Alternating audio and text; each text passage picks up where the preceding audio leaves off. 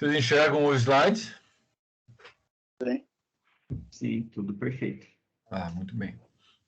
Então, nós passamos para o segundo anel dos cicloalcanos, né? Então, que é o ciclo butano. Aí, claro, se nós pegarmos os três conceitos de energia, do tipo de energia que está envolvida nesse ciclo, né? Você pega lá Bayer, você vai pegar o Pitzer, vai pegar o Prelog. Aqui também não tem muito o que fazer, né? Porque tu tem um anel de 4 átomos, os 4 átomos de carbono, eles praticamente ficam no mesmo plano, e nesse sentido tu tem uma redução angular muito grande, né? De 109 para 90 graus. Então aí a tensão torsional ela aumenta, a deformação angular também é muito grande, e por consequência você aproxima os átomos periféricos, que são os átomos não ligantes, que são os hidrogênios, né? Então tudo aqui é também otimizado no ponto de vista das repulsões, né? Sejam elas estéricas, sejam elas repulsões das ligações e das deformações angulares e das deformações das distâncias de ligação, né? Então, claro, se nós olharmos apenas do ponto geométrico, a diferença em graus é de quase 20 graus, né? O quanto a ligação se comprime, né? O quanto ela fica tensionada. Quando nós olhamos aí no desenho, digamos, numa perspectiva plana, então é muito claro que nós temos as interações, as 1,2 intensas, né? Mas também agora aparece um pouco, né, as repulsões 1,3, que é a distância de 3 ligações entre os dois grupos de referência, né? Claro que a mais intensa é 1,2, mas aqui também já aparece agora a repulsão 1,3. Então, o que nós queremos aqui de novo avaliar, né? É a resposta que a molécula apresenta frente às 3 tensões, né? A de Bayer, a de Pitzer e a de Prelog, né? O ângulo de Edro é de 0 graus, tá? 0 grau. Mas, como nós adicionamos um carbono em relação ao ciclopropano, então agora os 4 átomos eles apresentam um leve movimento, um movimento bem suave de um dos átomos em relação aos outros 3, de subida e descida, é o que se chama de up and down, né? Então, um dos átomos pode se mover um pouquinho para cima, um pouquinho para baixo. O que representa isso? Uma tentativa de desalinhar os dois hidrogênios, né, com 2, e, por consequente, desalinhar as ligações sigma, na carbono H. E isso nos leva a um arranjo que não é mais totalmente planar. Então, é um arranjo que tem uma certa torção. E essa torção, no inglês, é chamada de pucker. Então, a conformação, a puckered conformation, na verdade, é um arranjo, um torcido desta, mas não é uma torção completa, não é um giro completo de 60 graus. É uma leve torção.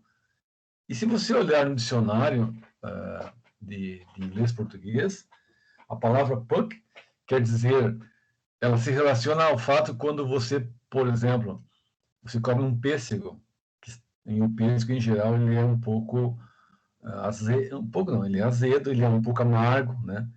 Então, nós fazemos uma ação na nossa boca de dar uma torcida, né? É isso que quer dizer o pucker. Um leve movimento aqui, né, do ponto de vista da molécula, para cima e para baixo, como sendo uma resposta a uma tentativa de destensionar o sistema. Então, nesse diagrama aqui no meio, tu tem a conformação planar do ciclo butano, e aí você vai enxergar o movimento suave, né, do carbono de referência aqui para cima e para baixo. Então, quando você observa a tua visão, por exemplo, é posta como aqui, tu vai observar que os hidrogênios eles vão vivenciar 2 ambientes. Um completamente eclipsado, os 2 Hs, e um outro em que tu tem um leve desalinhamento dos 2 hidrogênios. Isso, na verdade, é uma tentativa de aliviar a tensão. Então, se nós descrevemos numa projeção de Fischer, nós chegamos exatamente isso aqui. Então, agora aqui o ângulo θ, né? Esse ângulo θ aqui não é mais 0 graus. Então, ele será um ângulo um pouquinho diferente de zero, exatamente tentando diminuir a tensão estérica. Né? O que é interessante para o ciclo butano é que agora nós vamos enxergar, né, para os hidrogênios, dois ambientes que nós já vamos começar a lembrar lá do ciclo hexano, né, que são os ambientes equatoriais e axiais.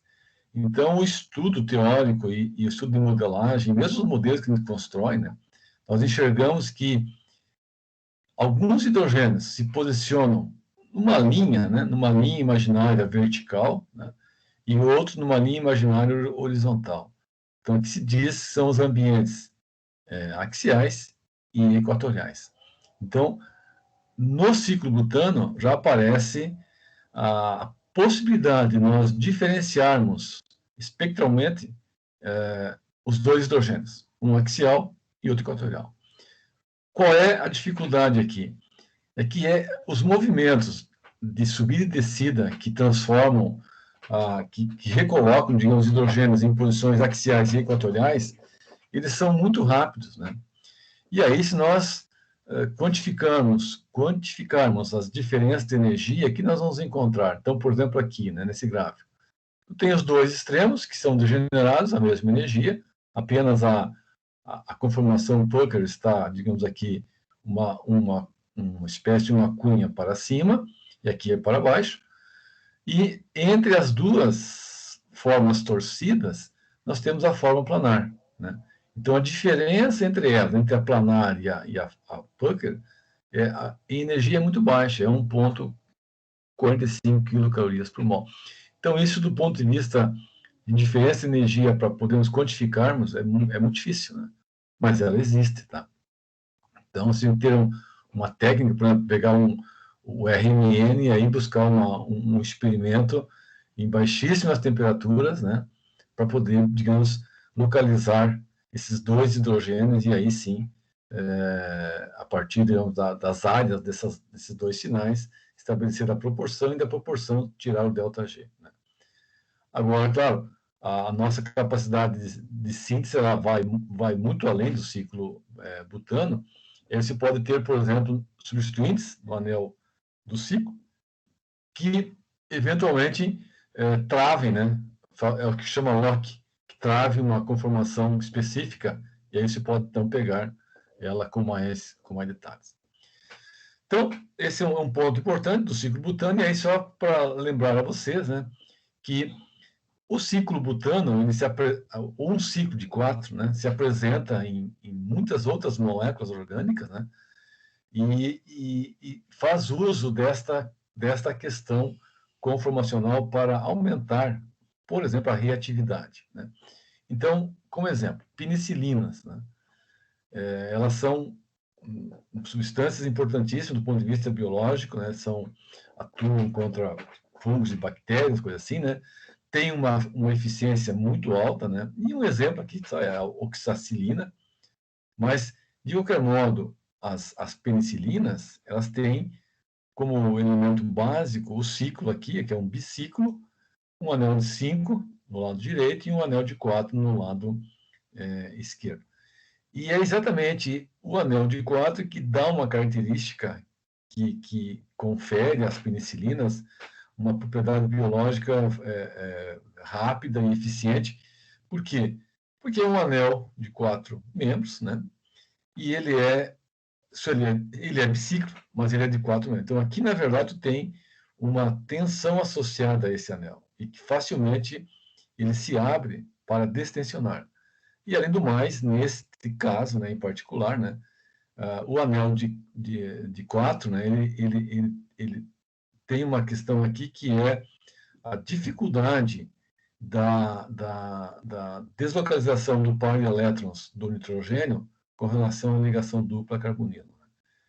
Então, isso é uma impressão do sistema biológico, dessa molécula biológica da penicilina, que ela traz, né, a partir da análise que se faz em cima do ciclo butano. Então, tu tem uma molécula mais decorada, uma molécula mais funcionalizada, mas ela preserva, né, aquelas ideias do anel mais simples, que é o ciclo butano. Tá? Ok? Bom, aí nós passamos para o terceiro ciclo, que é o ciclo pentano. O que acontece aqui? Quando você adiciona o quinto átomo de carbono, você está aumentando a flexibilidade. Então, a molécula agora é mais flexível. Né? E, nesse sentido, nós podemos agora pensar em diferentes conformações que possam ser, de fato, caracterizadas. Então, a estrutura planar do ciclo butano, do ciclo propano, do ciclo pentano, por exemplo, aqui no ciclo butano, né, a planar, no ciclo pentano é esta, e nós usamos a chamada projeção de Howard para descrever, né, um ciclo, tu descreve ele com essa projeção, ou seja, ele está no plano perpendicular ao apresentado.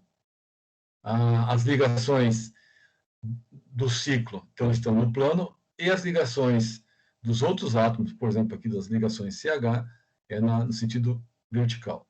Então, na projeção de Howard, nós nomeamos duas faces, né? É nomeado, sempre é dado o nome às faces.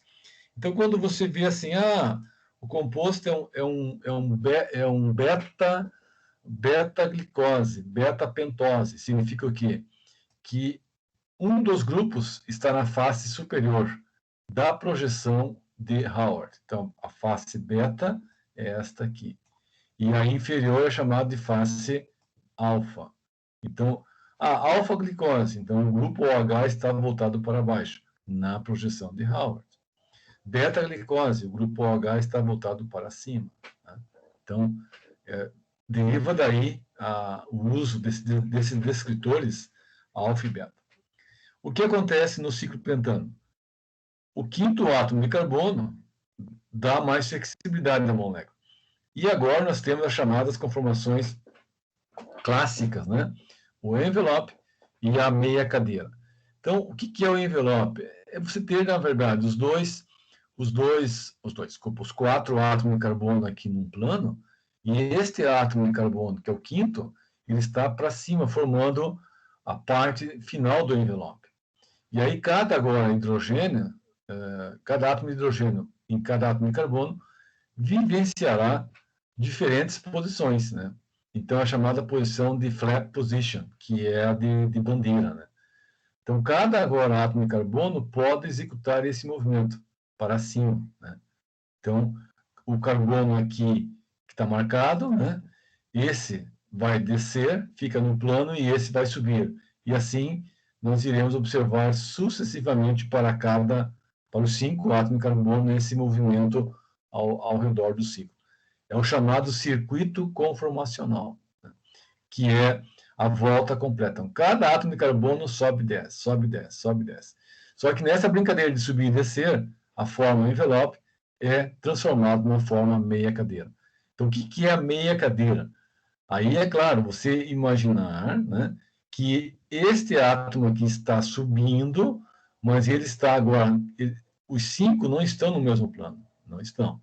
Mas eles já começam a simular uma cadeira, mas não é bem uma cadeira. Né? E aí, os hidrogênios aqui estarão sempre em posições pseudoaxial, pseudoequatorial. Mas eles não executam uma rotação completa, que é de 60 graus. Né? Por isso o termo aqui, pseudoaxial, pseudoequatorial. Enquanto que no ciclo propano, né, nós temos uma melhor descrição dessas posições axiais e equatoriais no ciclo butano, tá? E não no ciclo pentano. Tá? Bom, essas conformações, tipo envelope ou meia cadeira, elas são úteis e elas têm um propósito. Qual é? É de fugir da forma totalmente plana, né, que é descrita aqui pela projeção de Howard. Tá? Então, se diz, né, que as conformações Pucker, elas têm como objetivo reduzir as repulsões eclipsantes dos átomos vizinhos. Né? Aí, claro, desenhando, isso aqui é numa projeção, olhando, nós estamos aqui, ela está no plano, você pode desenhar esta forma aqui, jogando para a projeção de Newman. Então, o que nós vamos encontrar aqui? Exatamente uma tentativa de desalinhar os dois hidrogênios, que é esta, ou na forma envelope, ou na forma meia cadeira. Então, fica muito claro, quando você, por exemplo, aqui, se você olhar esses dois hidrogênios aqui da envelope, eles não têm um ângulo de edro exatamente de 0 graus. É um pouquinho diferente. Então, isso, na verdade, já destensiona. Né? E esse destensionamento então, faz com que a energia tensional caia. Então, quando você olhar lá naquela tabela nossa dos valores da energia de combustão, o pentano é bem baixo. Né? Então, já é um sistema mais estável. Mas não é o mais estável, né? Porque o mais estável, nós já sabemos, é o ciclo hexano. Tá? Bom, o ciclo butano, tá? E o ciclo hexano, eles têm uma inversão conformacional, no ciclo pentano não tem. Né? Ou tem uma barreira muito pequena, que de tal maneira você não vai conseguir diferenciar um do outro. O que também se sabe, em termos de diferença de energia entre a forma planar e essas duas formas, a envelope ou a meia cadeira. A diferença de energia é em torno de 5 quilocalorias por mol. Tá? Bom, este fato, né, de nós termos uma diferença de energia entre a forma envelope e a forma meia cadeira muito pequena, de 0,05 quilocalorias, então significa que, do ponto de vista da discriminação dessas duas conformações, né, é muito difícil você enxergar, né, uma e outra. Então, o circuito conformacional aqui ele é tão rápido que, na verdade, tu vai enxergar uma média entre uma e outra. Porque, assim, então, do ponto de vista da posição dos hidrogênios, vamos considerar esse hidrogênio aqui que eu estou marcando, comparando com esse aqui. Ó. Posicionalmente, numa região espectral, eles estariam muito próximos. Né? Então, daria um sinal largo em que você não tem como separá-los ou como identificá-los. Né?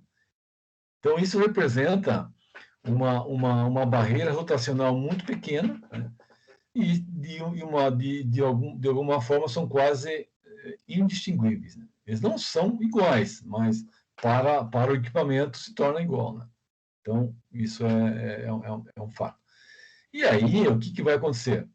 Quando nós olhamos moléculas de importância biológica na natureza, nós encontramos, por exemplo, o DNA e o RNA, que apresentam, na sua estrutura, uma série de moléculas, mas entre elas um anel do ciclo pentano. Não é bem o ciclo pentano, mas é um anel com 5 átomos.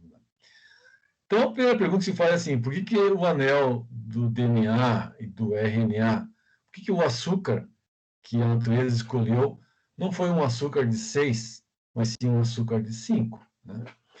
Então, a primeira questão que fica é, por que dessa escolha? E aí nós podemos assim pensar, bom, nós temos no ciclo pentano, entre as duas conformações, uma variação energética muito baixa.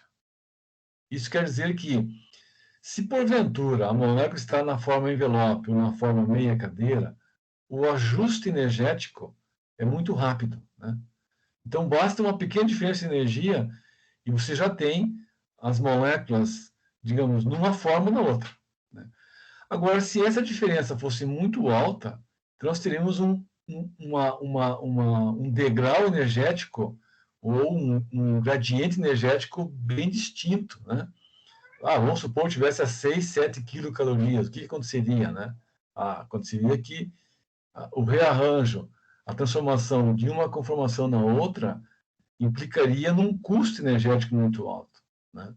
E, eventualmente, a molécula poderia preferir uma dada conformação e não outra, né? Já aqui não. Então aqui é muito fácil o ajuste. Pequenos ajustes já muda a forma envelope para a forma cadeira.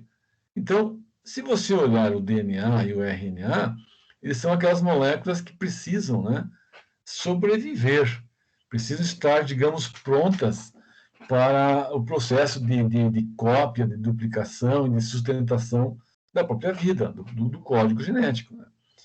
E se essas moléculas elas fossem conformacionalmente perturbadas, né, eventualmente elas poderiam, numa determinada condição externa, preferir uma determinada conformação e não outra, né?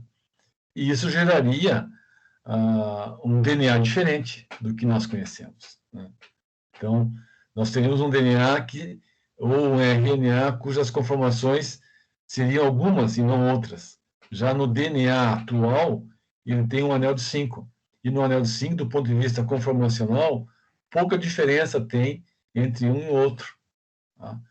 Então, o circuito conformacional aqui, que não é tão claro, esta baixa preferência por uma conformação ou outra, ela é o suporte, né, da construção da fita, do DNA e do RNA, tá? Então, o que nós queremos dizer assim, ó, que exatamente está aqui, né, na próxima lâmina. O anel de 5 e o anel de 6, né, o perfil. Tá, nós não vimos ainda o anel de 6, mas eu já coloquei aqui para nós termos uma comparação. Em termos dos extremos, da forma mais instável, né, que é a forma planar, né, que não está aqui, e entre as duas, a forma envelope e a meia cadeira, a diferença de energia é baixa, 0,5. Tá? 0,5. O que acontece com o ciclo hexano, né? A forma cadeira, né, nós conhecemos, uma cadeira se transforma na outra, passando por vários estágios. Mas o mais importante é isso aqui, ó, né? Então, agora existe uma preferência, né? Existe uma preferência. E essa preferência será ditada pela posição relativa dos hidrogênios que estão, digamos, axiais e equatoriais. E, além do mais, a barreira para converter uma na outra é alta, que é essa barreira aqui. Então, se o DNA fosse construído com base no anel de 6, além dessa preferência conformacional que nós já sabemos que existe no ciclo hexano, para substituintes axiais ou equatoriais, também tem essa barreira de conversão numa na outra. Só que essa barreira no ciclo pentano, ela é muito baixa. Então, pequenas variações externas de temperatura, de condições de solvente, que é a água, de pH, da salinidade, essas variações irão, digamos, provocar a mudança conformacional no anel de 5. Só que a diferença é muito baixa, né? Então, mesmo que a mudança ocorra, é fácil do sistema retornar na sua condição original. E, ao passo que no anel de 6 seria mais difícil, né? Então, o DNA e o RNA, eles são construídos a partir dos açúcares da D-ribose e da deoxiderribose. Então, a deoxiderribose não tem oxigênio carbono 2. Então, é um aldeído, né? E com 4 grupos hidroxilas aqui. É uma função polihidroxilada, um aldeído polihidroxilado. Quando ele cicliza, é o carbono aqui, o carbono 4, que interage, né, a hidroxila do carbono 4 interage com o carbono 1 carbonilo. Então, vai ciclizar, formando uma beta de ribofuranose. Veja que o termo aqui beta representa exatamente isso, né? É o carbono 1, então o carbono 1 está aqui, e o grupo hidroxila está para a face beta, né?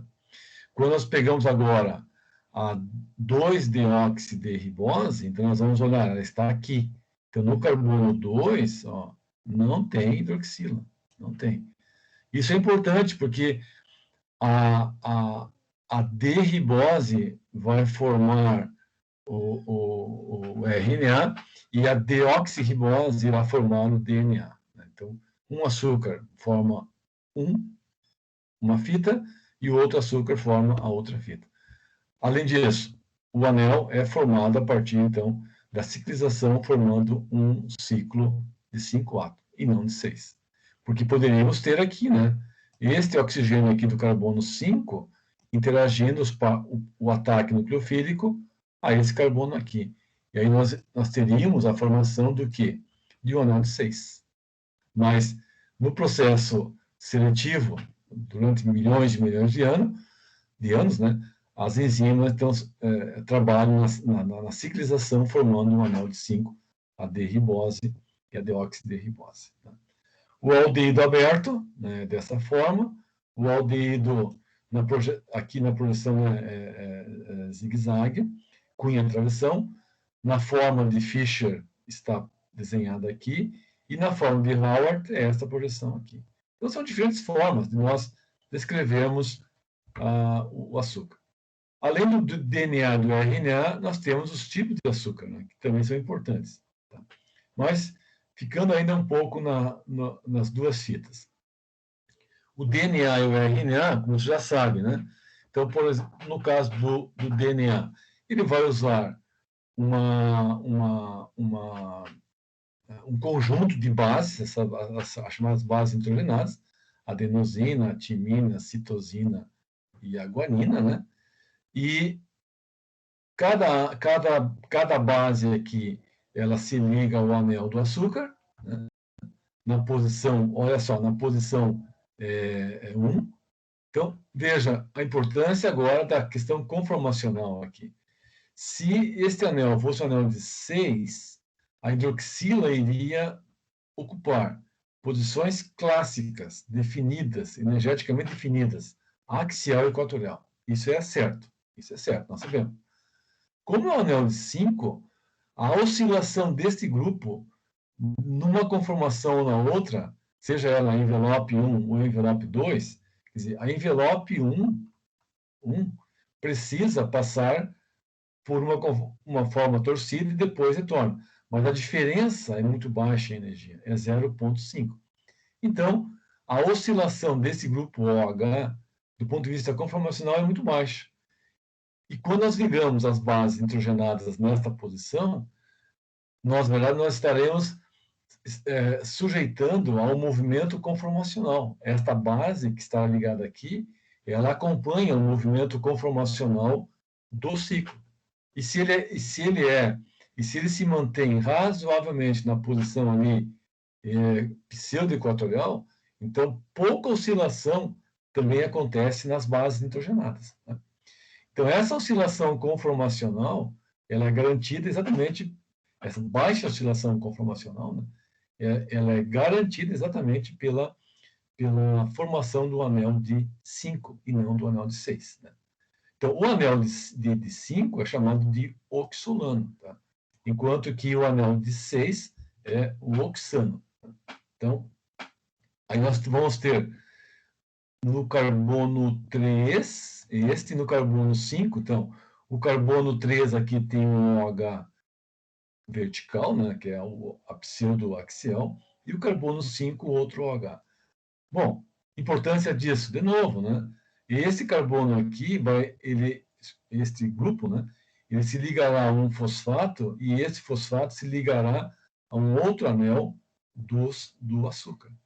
Então, a posição axial aqui, ela oscila um pouco à direita e um pouco à esquerda, mas, em geral, você sempre estará nesse ambiente. Então, não tem como jogar o OH para a posição aqui pseudo-equatorial. Né? Da mesma forma, o carbono 5, que tem esse grupo OH, que aqui se liga a um outro fosfato. Então, notem que a construção desta fita ela é fabulosa. Né? A seleção correta do açúcar, o fosfato, para que possa ter uma conexão química muito forte e uma solubilidade razoável no meio aquoso, né, determina a construção dessa fita fabulosa. Aí o que acontece? Né? A fita ela vai dobrar, ela vai espiralar, ela se desenvolve na forma de uma hélice. Nós vamos ver depois na análise configuracional. Por que é uma hélice, né? As formas helicoidais dos materiais, né, elas sempre estão relacionadas com a presença dos centros quirais, né? Então, é a quiralidade que faz com que o material desenvolva uma hélice, tá? Desenvolva uma hélice. Então, a fita, ela é estruturalmente, ela é conformacionalmente estável. Por quê? Porque ela tem um anel de 5. Daí, no anel de 5, se ligam os fosfatos no carbono 5 e no carbono 3, e esses grupos fosfatos fazem a conexão química entre os próximos anéis do oxonônio. E, lateralmente, no carbono 1 se ligam as bases nitrogenadas. O que acontece, né? Se você tivesse uma única fita, as bases nitrogenadas seriam atacadas pelas enzimas, tá? Mas, um outro ponto importante, a fita do DNA, olhando ela assim espacialmente, você podia pensar que ela apresenta, vamos dizer assim, degrauzinhos. O que são os degrauzinhos? São os passos, né? São os passos da hélice. Mas esta forma torcida, ela tem uma dependência, ela tem que ter uma estabilidade, essa fita. Ela não pode se desenrolar facilmente, né? Ou ainda, ela tem que se tornar estável ali. Então, se tu tivesse uma conformação possível, uma outra conformação possível de menor energia, mais estável, se poderia desenrolar a fita. Então, o anel de 5 fornece os degrauzinhos para a construção dessa fita. Então, tu imagina como sendo uma escada torcida, né? Cada degrau da escada representaria um anel do ciclo de 5 átomos, seria um anel, e este anel ele é estável, né? Então, nós poderíamos percorrer toda a fita, toda a escada, sem a preocupação de, eventualmente, o anel, aquele degrau se desfazer. O que é se desfazer? É, na verdade, sofrer uma inversão conformacional, né? Então, nesse sentido, o anel de 5 sustenta a fita. E aí vem um outro fato interessante, né? No DNA, tu tem uma dupla fita. Então, aí, do outro lado, desenvolve a outra fita no sentido inverso. Se a fita esquerda tem essa sequência, digamos assim, o carbono 5 para cima e o carbono 3 para baixo aqui, na outra fita, do lado direito, você inverte o anel, inverte-se, não é inversão conformacional, é só girar ele, né? Você joga o carbono 5 para baixo e o carbono 3 para cima, e aí tu tem a complementaridade.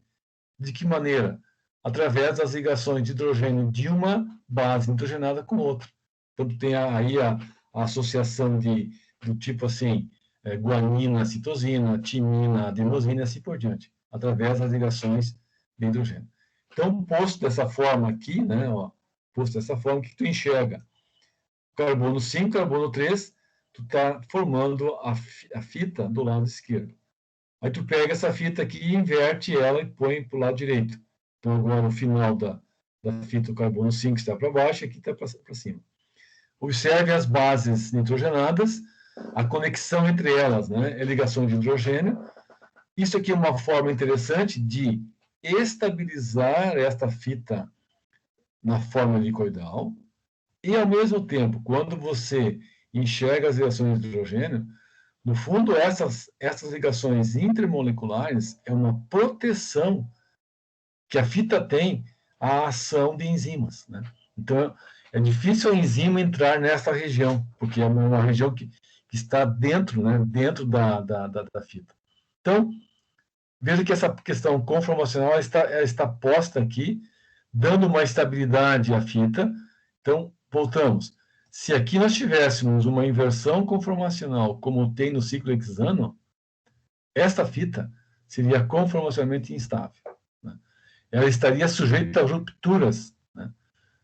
Se você inverte a conformação e tem uma de preferência, eventualmente você poderia romper as interações de hidrogênio que tem aqui. E aí você estaria oferecendo essas bases nitrogenadas as enzimas, e nesse sentido, né, o que vai acontecer? Bom, aí as enzimas iriam destruir, né, a fita. Então, assim, quando nós olhamos, né, moléculas biológicas, especialmente a parte cíclica, elas têm sempre alguns elementos, né, carregam, né, alguns elementos da análise conformacional. Tá? E, por fim, claro, aqui está a fita completa, né, da estrutura do DNA, e aqui parcial. Isso é uma coisa que é preciso que vocês possam ler. Eu vou mandar depois para vocês alguns arquivos que vocês possam ler como informação de vocês, né? E só para fechar, então, aqui a adenosina, a timina, a citosina e a guanina, elas se ligam ao carbono 1 do anel, usando os nitrogênios aqui marcados. Observe, né? Então, notem que esses nitrogênios, eles têm um caráter, tá? Um caráter sp3 maior. Tá? Então, aqui eles são nitrogênios, tipicamente no híbrido sp3. Por quê? Porque tu tem que fazer um ataque nucleofílico. Né? As enzimas, o que elas fazem? Elas transformam o grupo OH num bom grupo de saída, depois esta base nitrogenada tem que atacar essa posição aqui. E aí, bom, aí nesse caso, tu tem que ter o nitrogênio mais nucleofílico, né? E não o nitrogênio menos.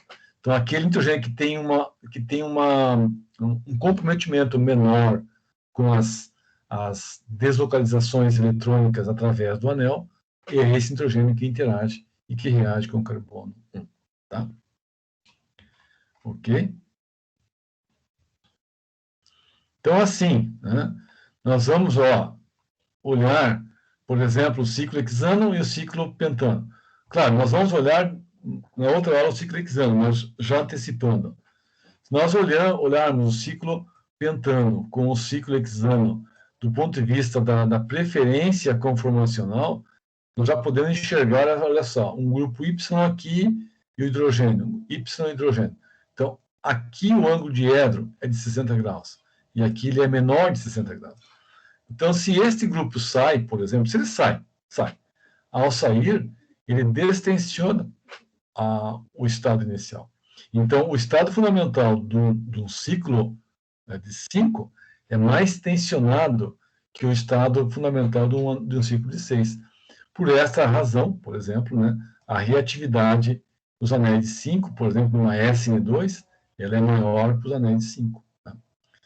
Evidentemente que, quando nós olhamos numa perspectiva agora como essa aqui de cadeira ou semicadeira, e enxergamos o substituinte A, então, para o ciclo hexano é muito claro, né? A posição axial e a posição equatorial. Ok. Mas no ciclo de 5, notem que esse substituinte A, ele está aqui numa posição, vamos dizer assim, muito parecida com esta. Né? Por isso, então, que conformacionalmente você não tem muita diferença de energia entre um e outro. Não tem. Né? Então, isso daria nós pensarmos assim, qual dos dois sistemas pode ser uma chave, pode funcionar como um sensor, né? Com um elemento de chave e fechadura que possa diferenciar, né? O melhor sistema é o ciclo hexano, né? Porque ele tem dois estados bem distintos de energia. Já o ciclo pentano não tem como, né? Ele tem dois estados, mas são muito próximos em energia. Ok? Bom, agora nós vamos passar, deixamos o anel de 6 e passamos para os anéis superiores, né? que são os cicloalcanos anéis maiores. Então, aqui começamos com o primeiro ciclo heptano. Né? O que vai acontecer aqui nesses sistemas? Nós temos, na verdade, a primeira questão é a síntese desses compostos, que é muito difícil, né? Você unir os extremos e formar anéis de tamanho grandes, né? Aqui, sei lá, o ciclo heptano seria médio, né? Mas aí começa com 1, 7, 8, 9, 10, assim por aí. Então, tem uma questão de entropia que é bastante complexa aqui para ser ajustada. Então, o que se faz aqui? A tentativa é fazer a diluição finita, né? Pegar no processo de síntese, você fazer uma solução bem diluída para poder juntar os extremos. Né? Bom, nesses anéis, a análise conformacional ela fica bastante prejudicada pelo número excessivo de populações que podem aparecer. Né?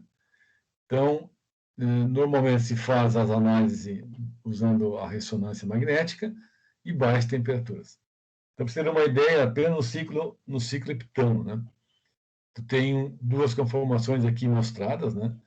Em que as ligações elas são giradas para destensionar certas ligações no anel do ciclo heptano. Então, a diferença entre esta forma e esta, né? Aqui mais planar e aqui menos planar, é em torno de 3 quilocalorias. Né? Seria uma forma aqui cadeira, aqui barco. Então, vê que é uma mistura de conformação barco com conformação cadeira, barco torcido, cadeira torcida, assim por diante. Então, será uma nomenclatura bastante diferente. Né? Bom, como é que se faz a análise conformacional? Um dos modelos é usar o método da grade do diamante. Né? Então, o que é o diamante? É você imaginar, né, carbonos sp3 montando uma estrutura tridimensional quase que perfeita. Né? Então, são ciclos, o ciclo hexano na forma cadeira, formando a estrutura, a rede cristalina, né, do diamante. Então, o que se faz? Você pega o anel que você quer estudar e gruda ele aqui na estrutura do diamante, e aí tu tenta ajustar, né, qual é a conformação mais estável. Né? Então, essa é uma forma interessante de analisar. Mas, claro, não é a única, né? Ela tem várias restrições. Né? Bom, em termos de valores energéticos calculados, né? Os anéis estão aqui o 3, 4, 5, 6, tá? Muito próximo a zero. E notem que à medida que o anel aumenta de tamanho, a tensão também aumenta. Tá? Então, isso é natural. Agora, claro, anéis maiores, né? Em função do tamanho do anel, então a tensão cai. Por quê? Porque assim, ó, você tem um anel, um diâmetro interno, e de repente o anel fica com um diâmetro muito grande. Então, a tensão chamada transanular entre um extremo e outro, por exemplo, um anel muito grande, essa tensão aqui diminui. Né? E ela é bastante forte nesta faixa dos anéis aqui. Ó. Então, por isso que a tensão aumenta nessa faixa aqui. Tá? É o que se chama steric resonance, que é a transanular, a tensão transanular. Né? Então, vamos pegar como exemplo o ciclo octano. O ciclo octano. Joga ele no modelo do diamante, né? Então, os 8 átomos de carbono estão postos aqui. E o que vai acontecer? Então, tu desenha ele e aí tu vai perceber que nesse modelo do diamante, certas ligações de hidrogênio, elas irão, digamos assim, certos grupos, certos elementos, certos átomos de hidrogênio estarão muito próximos um do outro nesse modelo da rede, né, da grade do diamante. Então, isso é a tensão transanular. Né? Difícil de ajustar aqui. Então, nós pegamos esse exemplo aqui, aí se faz no modelinho, se faz um pontinho aqui. Essa bolinha representa, então, os dois átomos que estão se tocando. Tá? Qual é a alternativa? Bom, então a alternativa é buscar modelos, sejam eles físicos ou mesmo teóricos, dos possíveis arranjos. E aí, bom, aí o ciclo octano tem, olha só, uma família de no mínimo 10 conformações. Cada uma delas tem um nome específico, porque aí se assemelham, né, a uma parte barco e uma parte cadeira. Então, bote cadeira.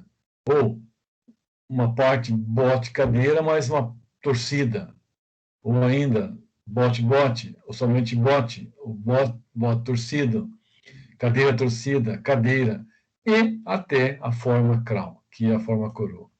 Por quê? Porque são átomos, são vários átomos que você pode trabalhar ele no ciclo. Então, como exemplo aqui, né, nós pegarmos essa forma essa forma aqui, onde é que ela está aqui na nossa, para baixo, essa aqui, bota cadeira, né? Ó, essa aqui bota cadeira e essa aqui é a coroa. Entre as duas, tá? Entre as duas, a diferença de energia é de 5 quilocalorias. Tá? Se nós pegarmos agora, deixa eu ver, aqui é mesmo, por que está 10 quilocalorias aqui? Não, tá. Desculpa, a energia de ativação, para converter uma na outra. E aqui é a energia que separa as duas. Né? Então, você vê que tem uma diferença significativa? Tem, né? Mas apenas de duas, sem contar as demais. Então, quando se olha do ponto de vista das populações para o RMN, né, são várias que contribuem. Mas, dependendo da temperatura, tu tem a contribuição desta cadeira barco, tu tem da cadeira barco torcida e assim por diante. Tá? Então, é importante verificar, assim, são conformações importantes, que devem ser analisadas, mas que trazem uma dificuldade enorme agora em função das conformações que são possíveis. Né? Então, se nós aumentarmos a temperatura da análise, muito mais conformações poderão ser detectadas. Então, tu imagine como é que é o espectro de hidrogênio de compostos desse tipo aqui. Tá? O ciclo nonano, tá? O ciclo nonano, então, um carbono a mais, aí tu tem um anel ímpar, né? E nesse caso aqui, tu tem as diferenças de conformações, né? A preferência de uma e de outra, os símbolos BC, TBC, referência Bolt, Chair, Chair, Bolt, Chair, Chair, e assim por diante, né? Esta representação aqui, em bolinhas pretas e brancas, é a chamada representação dele, né? E, na verdade, é uma perspectiva que está enxergando os carbonos do ciclo. Então, a bolinha branca, os carbonos estão no canto, né? Então, seria o vértice está apontando para nós, né? Enquanto que a preta está na lateral da projeção de cadeia. Tá? Aqui, né? Aqui nós temos uma questão que é interessante, né? A variação das conformações, as proporções, as populações em diferentes temperaturas. Então, a menos 173 graus e a temperatura ambiente. Notem a predominância do TBC, baixíssima temperatura, e digamos, uma igualdade entre a TBC e a TCB. Né? Aqui, na verdade, é uma questão entrópica, porque a proporção dos confômeros, as populações, depende das quantidades deles. Né? E a razão entre eles se dá a constante de equilíbrio. E a constante de equilíbrio vai nos dar o ΔG. Mas o ΔG, na verdade, tem a parte entálpica, né, que está relacionada com as energias de ligação, mas tem a parte da entropia, né, da entropia. Então, se nós olharmos a TBC e a TCB, que está aqui embaixo, né, então, o que acontece com a diminuição da temperatura? Então, se você diminui a temperatura, o termo T∆S diminui. Né? E aí irá predominar a questão entálpica, quer dizer, quem é mais estável? É a twist bolt chair ou a twist chair bolt? Então, pela análise, né, parece que a mais estável é a TCB. Né? Então, a diminuição da temperatura desfavorece o termo entálpico. E aí tu tem, na verdade, a predominância de uma preferência do ponto de vista da entalpia, né? Qual delas tem ou apresenta, né, uma deformação angular, torsional menor? A mais estável, que é a TCB.